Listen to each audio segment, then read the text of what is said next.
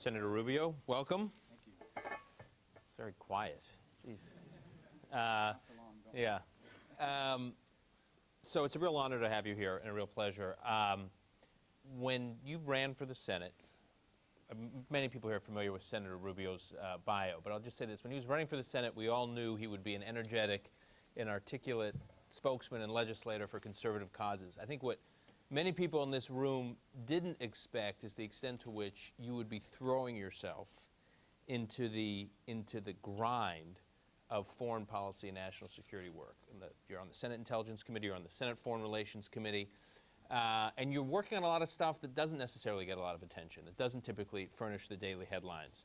A lot of the stuff that's out of the spotlight. Just recently, you and I were just talking about how you tried to get a resolution passed unanimously to fast-track a member action plan for Georgia's pathway to ultimately someday being admitted to NATO. You tried to get this resolution passed. Senator Rand Paul blocked the resolution, and you invited a backlash from certain corners. I just want to quote Pat Buchanan, who wrote an op-ed about this, wrote a column about you and what you tried to do on Georgia. He said, but these people, referring to Senator Rubio, he's no longer these people. He's now like part of an ilk, you know. Many of your fellow these people are in this room. But these people will be back. They are indefatigable when it comes to finding ways to commit the blood of U.S. soldiers to their client regimes and ideological bedfellows. So, Senator Rubio, maybe take a few minutes to just talk about your worldview and how it contrasts with the worldview that some of your critics have been advancing. Well, it's all new to me, so in terms of that kind of criticism, but it's all good. Thanks for the opportunity to do this. I'm pleased to be here with you to talk about this. You know, the foreign policy things, there's two reasons why I'm interested in it. The first is obviously because these are the committees that I'm on. I'm on foreign relations, I'm on intelligence, and the Intelligence Committee normally deals with things that have to do with, you know, obviously foreign threats, and obviously foreign relations. It deals with everything that has to do with our foreign policy. Secondly, I think it's important, and I think both my upbringing in Miami, where foreign policy is actually an issue in local elections, I mean, the city commission and mayor races come down to, you know, where you stand on the embargo on Cuba and U.S. policy towards Israel. I mean, these are, believe it or not, and you may chuckle, but it actually has become an issue in the past in local elections. But I think it's impossible to grow up in a community in South Florida, and whether it's people who came fleeing communism in Cuba or survivors of the Holocaust, you're surrounded by people who have been deeply impacted by what's happening around the world and understand that in America, what happens around the world matters to our daily lives. And then beyond that, I think it's important for our country. And I always tell people, look, we can pretend that we're Luxembourg, but we're not. And we're not going to be. In essence, what happens halfway around the world directly impacts virtually every aspect of our life, including how much you pay at the grocery store, how much the toys that you buy this Christmas are going to cost, how much you know, food prices are going to be, I mean, fuel prices, et cetera. I mean, and beyond that, the future kind of definition of what the world is going to be like. I think America is indispensable to that. Do I think we can solve all the problems in the world by ourselves? Of course not. Do I think but I also believe there are very few major global problems that America doesn't have to be a key part of. And I think there's this emerging thought that all the issues that we face today are so big that it requires, you know, multiple countries and multiple people to come together and solve it. That doesn't necessarily contradict our view of the world. But I would argue that there is virtually no major issue facing the world that America isn't, that can be solved without America's involvement in it. And so the question is, how is our foreign policy going to reflect that? And it really, for me, it's still an ongoing process, because it's this balancing act of, on the one hand, idealism, where I'm still new enough here, and I hope, quite frankly, I never lose this, where I do believe that the best case scenario is still possible, meets the pragmatic realities, what I call the Kissinger school of thought, which is that our #1 interest is to act in our best interest, even if it doesn't necessarily, you know, going to look very nice in the scope of history or when you look at it from a pragmatic or idealistic point of view. And it's a balancing act between those things that we're, and I sometimes don't think they're in conflict, to be honest with you. I do believe that it is in our best interest to stand for principles like human rights and democracy. We can't impose that. We can't always guarantee it. But we should certainly be on the side of it every opportunity we get, because the American example is our most powerful export. Who we are as a people, how we live our lives, what we stand for, what we're willing to fight for, and what we're willing to speak out on is our #1 export. It, above everything else, is the most important thing we'll ever do here in terms of foreign policy. You know, all the other things we do are important, but nothing is more important than our example, both how we conduct ourselves here and ultimately the issues we take on around the world. And in that light, I've tried to embrace issues regarding human rights and human rights abuses. I've tried to embrace issues regarding things like human trafficking, which I think are important. Democracy, for example, even as we speak, not only being, yes, they're being violated in Russia, as we've seen what's happened there. They've also been absolutely eviscerated in Nicaragua, which just held the most fraudulent election. I mean, it would make, the Chicago political people blush, what they've pulled off in Nicaragua. And there's been very little attention paid to it, except that it's going to matter in a year from now when they have a similar election in Colombia. And you don't think Hugo Chavez and his group is watching? They're watching. And if they see Ortega get away with it in Nicaragua, they're going to do the same in Venezuela. And you'll see that in other places, in other regions, other parts of this hemisphere, after a decade of real progress towards democracy and freedom, which, by the way, doesn't always elect people that agree with us. Look at Argentina. I mean, they don't always going to agree people that are pro-American. But the point is, if you have these functioning democratic institutions, you're less likely to ever have to go to war with them. And you're less likely to ever be in a protracted conflict with them. Because in a democracy, in a republic, people are too concerned about their economic well-being to allow their leaders to go too far off into these ideological adventures. As far as America's role in the world and our general worldview, I think America has continued. As I said, there's no replacement for us. Certainly not the United Nations, not an emerging China, not Brazil, not India. I don't see the rise of those countries as a threat. I see it as an opportunity, but opportunities that from our perspective need to be managed. Those nations have obligations as they rise in influence to step up to the plate and care about some of the issues we've cared about historically. And if they don't, then they're not really going to be great powers. They're just going to be growing economies with a handful of rich people within them, but not really a force for good in the world. And to that end, from a pragmatic point of view, I think that the biggest long-term issue we have to be concerned about is what are China's ambitions with regards to its territorial claims and with regards to its willingness to go into areas, for example, like Africa and exploit it for their own purposes.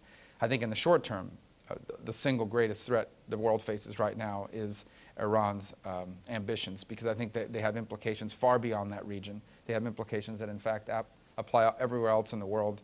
And so I think those are two very important issues we have to keep an eye on. And there are a bunch of others, believe me, there's no shortage of issues, as you well know.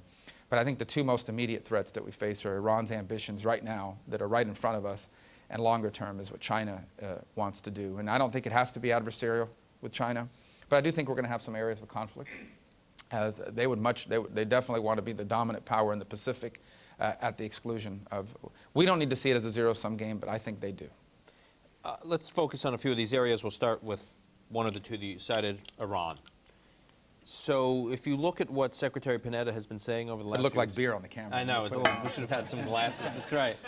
Marco Rubio loosens up at 9 a.m. That's right. That's why this is my favorite organization. Right, you guys exactly. I stand by FPI. So you look at the statement Secretary Panetta has made recently, both at the security conference in Halifax, what he said at the Saban conference at Brookings last week, where he laid out all the reasons why Israel couldn't or shouldn't take military action against Iran, basically signaling that we have no interest in actually conveying to the Iranians that we want to back up our pressure on them with a credible military threat. He also seemed to be changing the red line. He talked about a red line being the Iranians disrupting commerce, our commerce through the Persian Gulf, as opposed to Iran actually building a nuclear bomb as a red line. So is your sense that the administration is moving more towards a containment strategy? What is being done in the Senate? I know there's a lot of activities around the central bank sanctions. What is your sense? Well, here's the kind of the 50,000-foot analysis of it. I think Iran's leadership has to make a decision: do they want to bomb or not? And I'm not, and I think if they've decided that that's what they want, or at least the capability. By the way, they don't have to build one; they just have to show that they can. That gives them a certain point of leverage.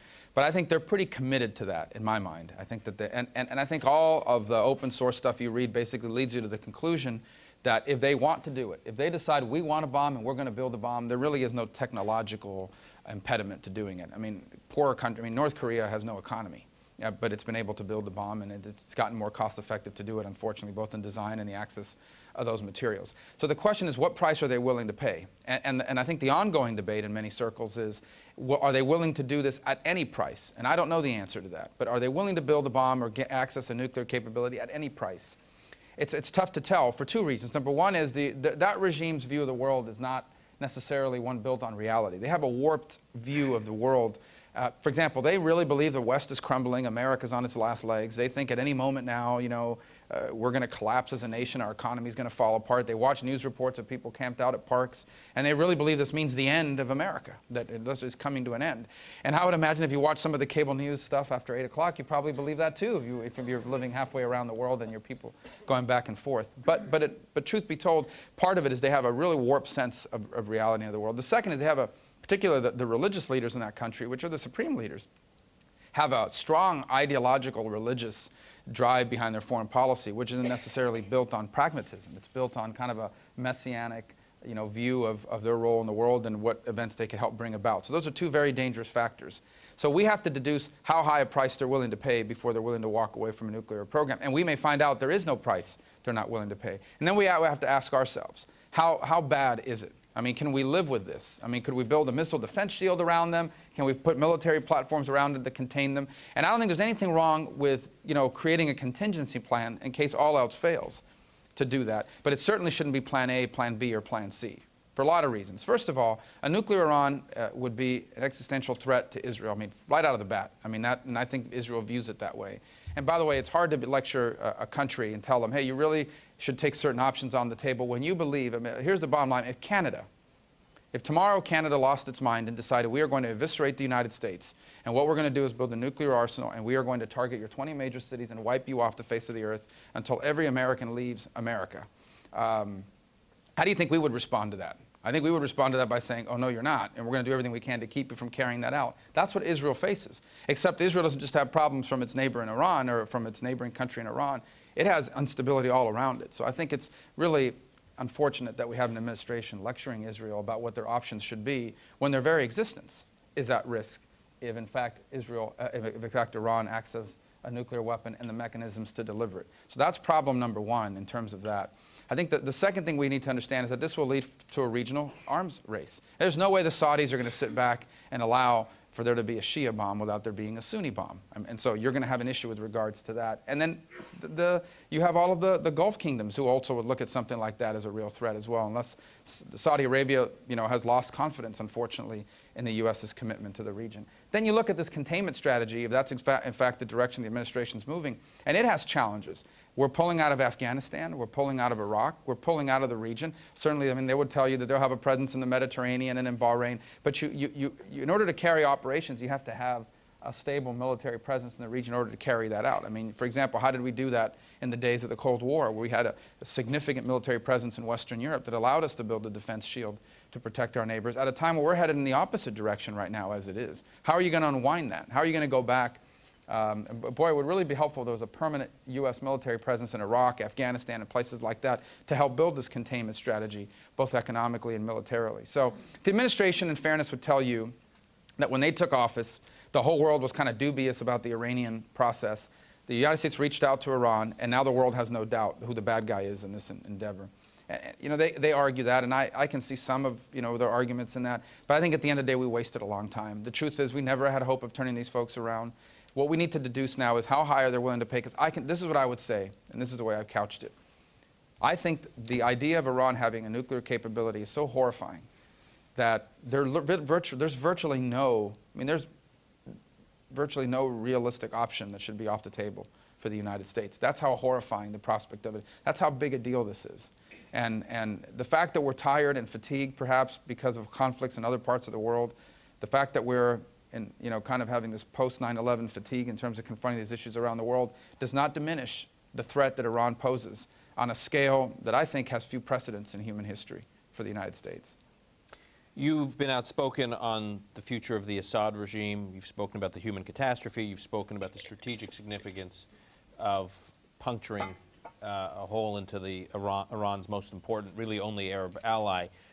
You've also traveled the region. You've been to Libya in a post-Gaddafi regime situation, and you see the aftermath and the challenges that are presented to us in terms of nation building and these post-war situations.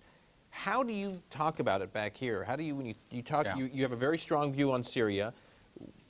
post-regime, post-Syria, post-Assad Syria would be a very challenging situation for the United States, not an unimportant one. How do you think about it? Right now, I mean, Syria is about two things. Number one is about which side of the debate is. If the United States goes around the world saying, hey, listen to us, be our friend, be on our side on issues because we care about you as people, we care about democracy, we care about freedom, we care about opportunity. But when people stand up for themselves and fight for these things, we're like, oh, it's none of our business, you know, you're on your own. It really undermines that argument.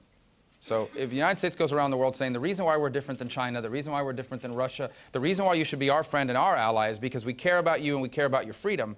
But then when you fight up for your freedom, we tell you to go away and you're on your own, thank you, but we're too busy. It really undermines that argument. That's the first thing I would say. The second thing I would say is that it really hurts Iran. If Iran loses Syria, it's a major blow. You want to put them on the defensive. It would be a major blow. So I think this happens to be two things that come together. Number one, a people that are demanding more opportunity and more freedom in their society, combined with an opportunity to deal a real mortal blow, or at least a very serious blow, to Iran and its designs for regional domination.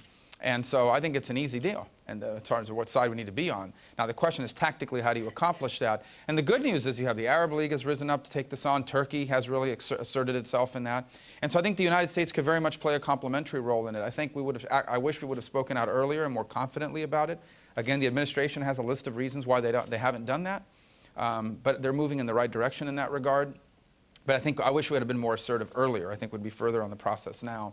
But now you have the Arab League that has stood up. Now you have Turkey that has stood up. And I think that gives us two mechanisms that we can be supportive of to really help influence events there and moving forward. What's really important is that the future of Syria, the future leaders of Syria, clearly understand who was against them in their ambitions and who was with them in their ambitions.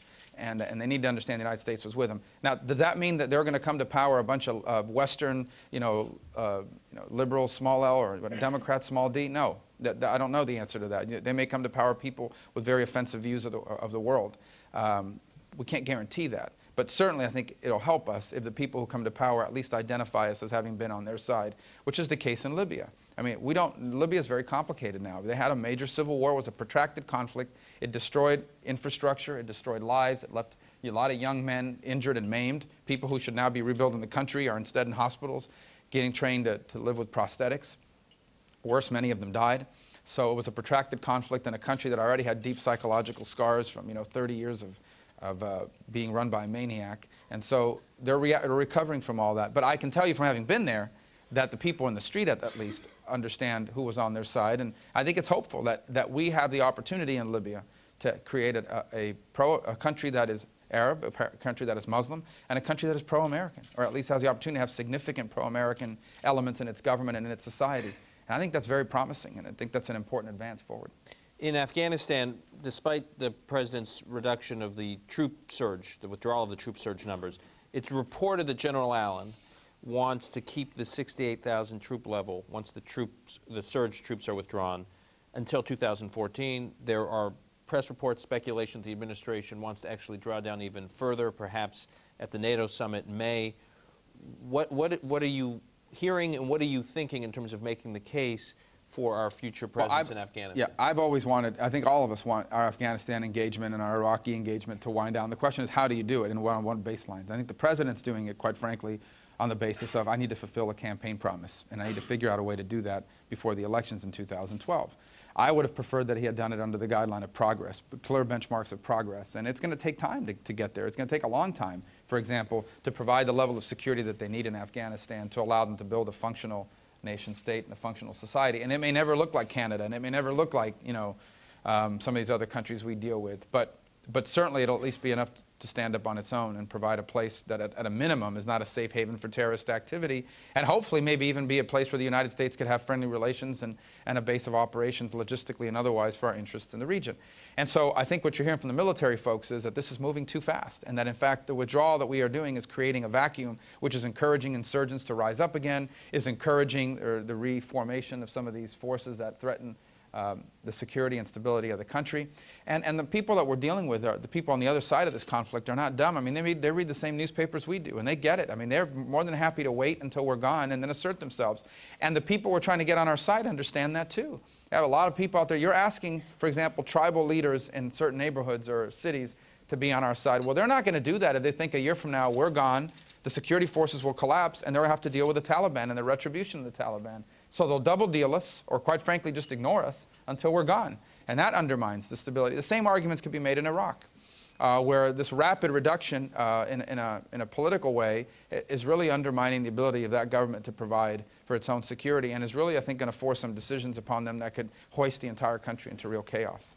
And going back to our interests in the region, you want to have an influence on what goes on in Iran and around the region. How are you going to do that if you don't have an operational perspective or an operational capability in places like Iraq and Afghanistan? How are you going to do that in a region that's, if Iraq and Afghanistan fall back into chaos, that's prime breeding ground for insurgents, for terrorists to go in and recruit and organize. That's the environment they look to operate in. Lawless environments where they don't have governments that are oppressing them, where they're able to do whatever they want. On Israel, there's a sense, coming back to Secretary Panetta's speech just the other day at the Saban Center, he said, you know, Israel, as far as reducing its isolation in the region, needs to get back to the table. I think he said something, get back to the damn table. Right. And there's a sense that every time the administration speaks about the obstacles to moving the peace process forward, it's always about Israel's reticence to take action. It's about Israel's resistance to engaging with the Palestinians. It's about Israel's resistance to making any kind of meaningful concessions. How do you respond? Because there's a general worldview. This speaks to the general worldview of the administration, which is that the reason why the United States is not effective around the world is because we don't have credibility, because people think we're trying to impose things on them. So the way the United States should function is that we should go in and say, hey, you know, we're just here. We don't mean to offend anybody. We want to be cooperative with you. We want to say nice things to you, and we want to appease you. And if we do that, especially with people that don't like us, then maybe you'll soften up and see it our way. I think the same is true when it comes to the Israeli-Palestinian issue. They feel like the United States will have more credibility if we somehow show the Palestinians that we're not just puppets of Israel, that we don't just do everything Israel wants. Here's the problem. You're asking Israel to negotiate with people that do not believe that Israel should exist. That's a tough negotiation. I mean, that's a real tough thing to negotiate. It's tough to go and sit down with someone and negotiate the terms of your destruction. You know, how fast will they destroy you? How quickly will you leave? I mean, what else would you negotiate? With people that don't believe you should exist.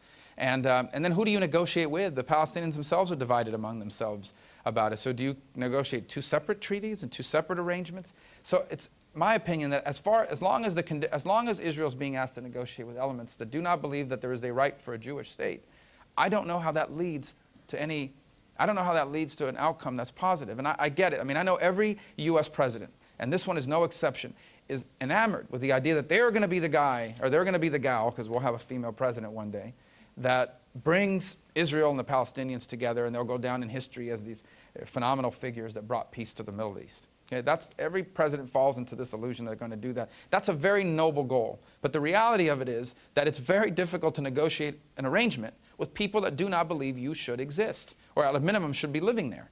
And so I don't understand what table it is exactly we're asking them to get to.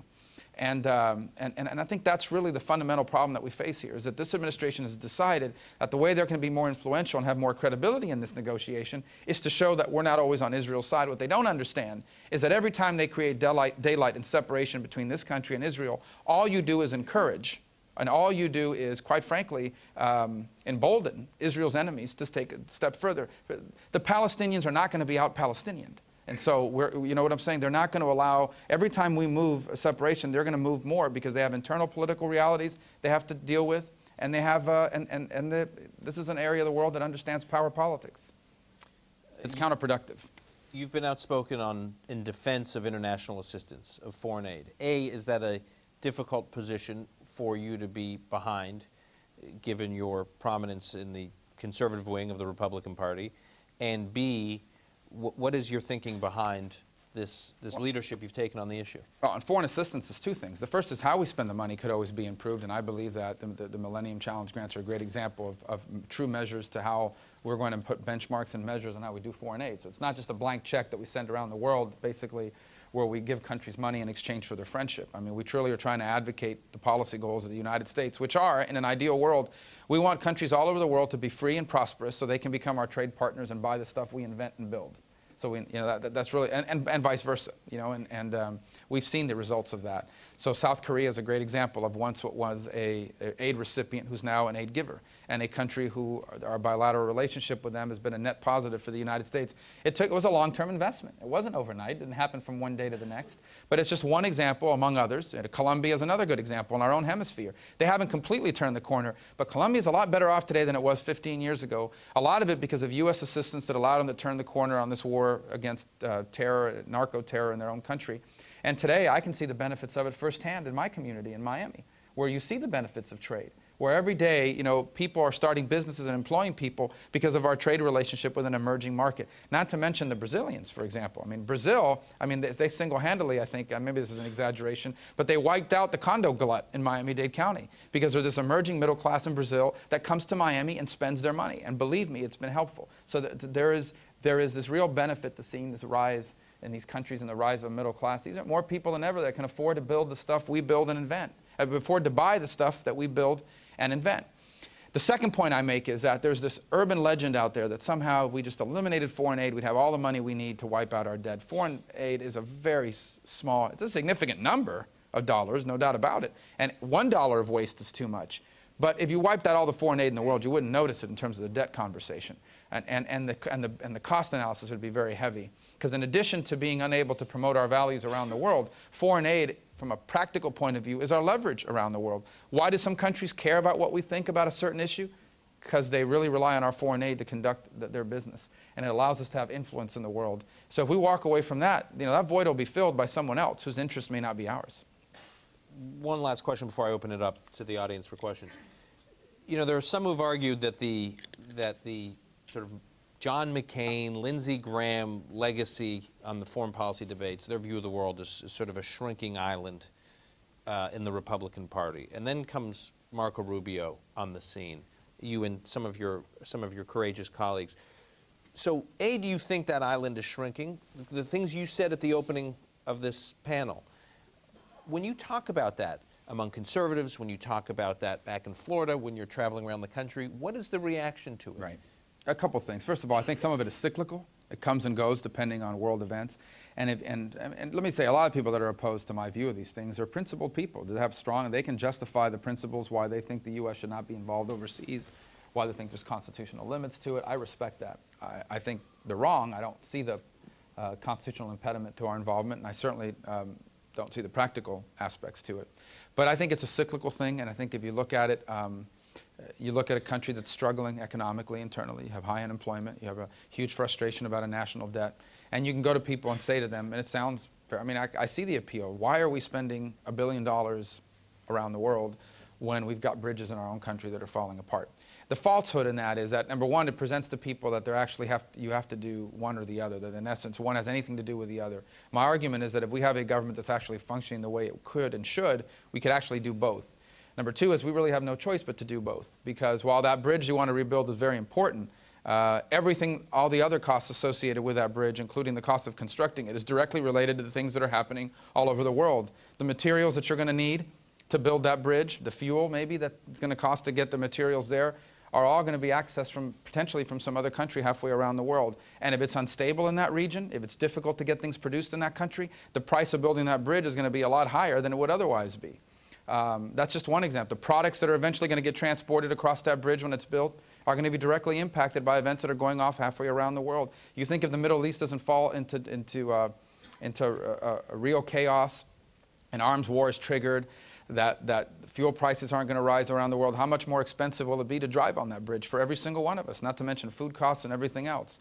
And ultimately, we're going to get dragged into this conflict. We're going to get dragged into this conflict when it's more difficult to deal with or easier to deal with because we're just too large and we have interests all over the world. Whether we know it or not, whether we realize it or not, virtually everything you will do today, because you live in America, is directly impacted by events halfway around the world. And for all these people that tell me, I've had a couple of days ago someone mentioned to me, well, why do we care about Europe? And my answer is go check your retirement plan or your 401k, because I guarantee you're invested with somebody in your retirement, she was a teacher, that has some investment that's directly impacted by what eventually happens in the Eurozone. Does that mean we bail them out? No, we don't have the money to bail them out, but we better care, because ultimately it will impact you whether you realize it right away or not. And I think that argument, when you make it to people, people get it. It's just hard to put it on a bumper sticker, So, we have to kind of figure out how to get to that point and keep talking about it. The pendulum will swing, though. Something, unfortunately, will happen around the world that will once again get Americans to be more focused on what our foreign policy is. Open it up to questions. I think there are roaming microphones, so. I texted someone earlier today. You know how they do the spell check on your text? I said I was going to go see FPI, but it said FBI. I go, is everything okay? Yeah, it is. Go ahead. John Kunstadter, Radzima Photo. Senator, yours is a great American story, and I thank you for who you are and what you represent in the Senate. When do you think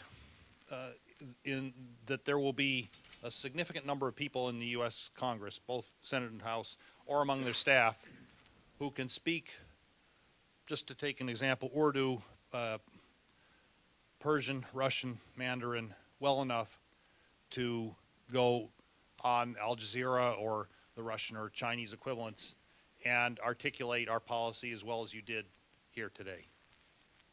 You mean actually speak those languages? Yes. I don't know. That's a lot of Rosetta Stone we have to buy. I'd like to speak more languages than two, but I don't know the answer to that. I mean, the good news is that all these news entities that you've outlined all have English language platforms and it'll allow us to communicate.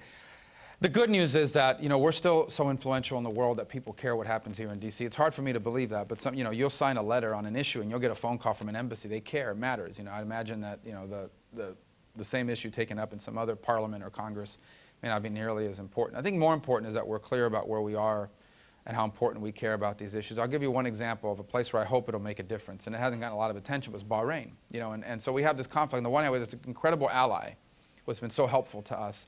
On the other hand, they have this unsustainable internal situation where ultimately, because their leadership and their majority are so imbalanced, that you can see how this thing plays out over time and why it's a prime breeding ground for Iran and other countries to come in and stir up problems for them. So if you're your ally, if you have a friend, you go to a friend and say, hey, we're very grateful for your friendship, but the political situation you have internally is unsustainable, and you should start addressing it now. Because if you don't start addressing it now, eventually there's going to be a problem. And what you do with friends sometimes is you try to go to them and create some leverage in order to do it. And so I think I was the only Republican that did this, signed a letter asking the administration not to cancel, but simply to postpone a pending arms sale with them until an internal report came out that outlined what may have been potential abuses during the protests.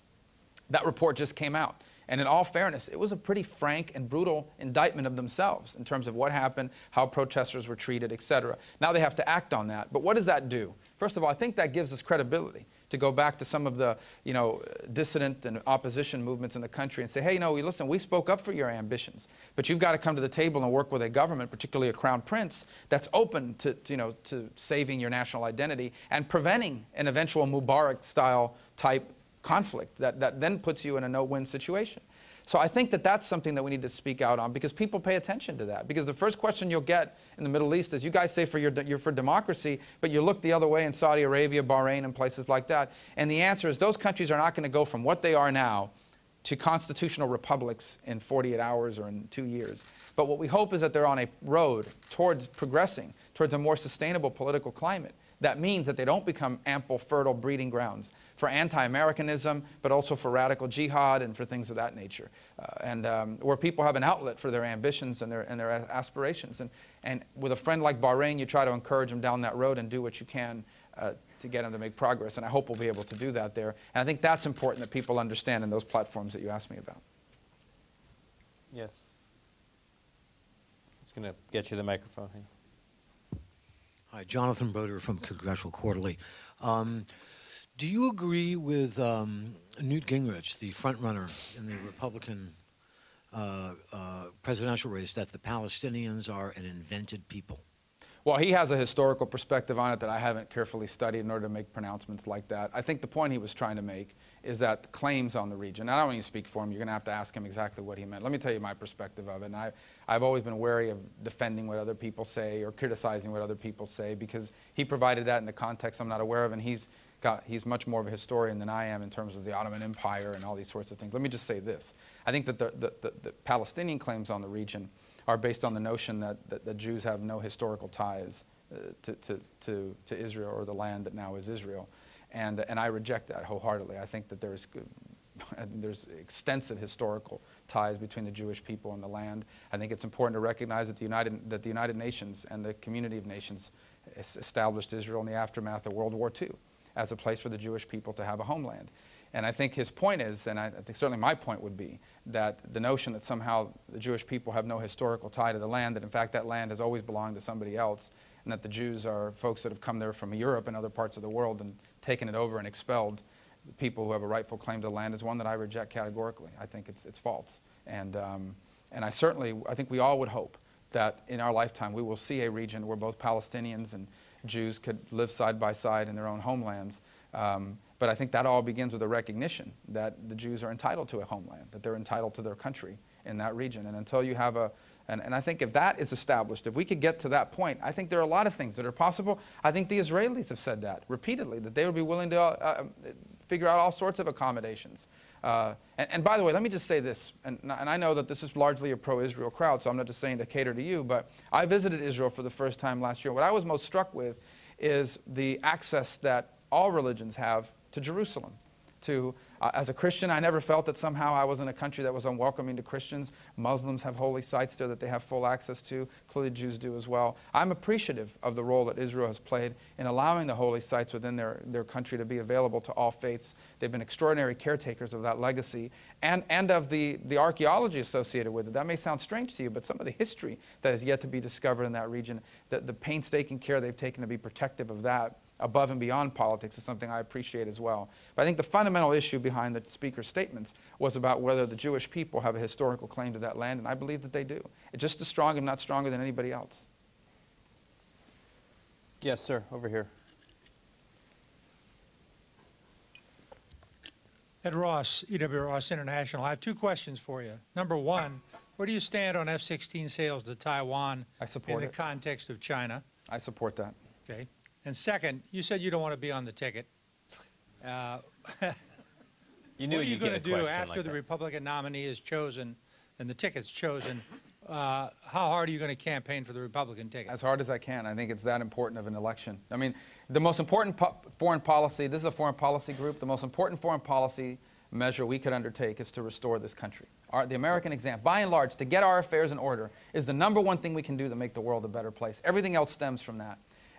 And I believe that if we have 4 more years of the current administration, you'll have a government's role in our economy that you won't recognize. I believe that wholeheartedly. And I do because I think that this administration has adopted, or maybe has always had, fully embraced an ideology that somehow the only way that some people in this country can become more prosperous is for other people to become less prosperous. And in my opinion, that runs counter to everything that's made this nation different. What made America, that's the view almost all the world has, that the only way you can do better is if he does worse. And the American way has been, we can both do better. And it's not a zero-sum game. In fact, we can grow this economy so prosperous that you can remain prosperous and new people can become prosperous right alongside you. That separates us from the rest of the world. We're about to lose that because we're being told by this president that the choice is the only way that you're going to be able to do better is if we, the government, step in and make sure other people have less. And the day we adopt that as our national policy economically, not only will America be diminished, but our ability to influence the world through our example will be diminished as well. So I'll do everything I can to make sure somebody new is in the White House. Take one more question. Yes, over here, right here. John Boenig. Senator Rubio, I know from I heard that the economic situation in Iran is getting tough and all that. Do you think that the economic situation is going to force them sooner or later to make a decision on what to do with the nuclear program? And do you think also... Talking about Iran, I'm sorry? Yeah, Iran. Yeah. And also, do you think they were offered a new type of like a reactor that didn't use or produce the problems with the nuclear material for use for bombs? Do you think they might decide to take it, or how would you proceed? No, I mean, I think their decision about acquiring a nuclear capability is about having influence. I mean, why does North Korea have a nuclear capability? Because they want to wipe out South Korea? No, because people have to deal with them. Otherwise, they'd be ignored. This is the way people get attention now. And that's the way these countries have decided. I mean, the first wave of nuclear nations was, you know, the Cold War element of it and post-World War II. The second was these regional conflicts, Pakistan, India, et cetera. And now you have this third wave, which is we get a nuclear weapon so that we matter, so you have to listen to us, so you have to do what we want you to do. And that's the case in North Korea. And that's the case of the Iranian program, is they want to use that as a way to leverage and influence the region, to have basically power over their neighbors, because they'll have not just the weapon, but the mechanisms to deliver it. And then the added threat to Israel that you don't have in, the added threat in Iran that you don't have in North Korea is there is a religious ideological underpinning that really would make them heroes in their minds if they wipe out the Jewish state. And we can say, oh, that's just talk. People talk big, but they really would never do that. I mean, these guys, think about what they were about to do. They were about to set off a bomb in Cafe Milano in Georgetown. They wanted to pay somebody to kill a Saudi ambassador in this city. These are not normal people we're dealing with. These are not your neighbors. These are not, Western-style diplomats that we're engaging with. When they talk about blowing things up, they mean that. And they have people all over the world figuring out ways to do that.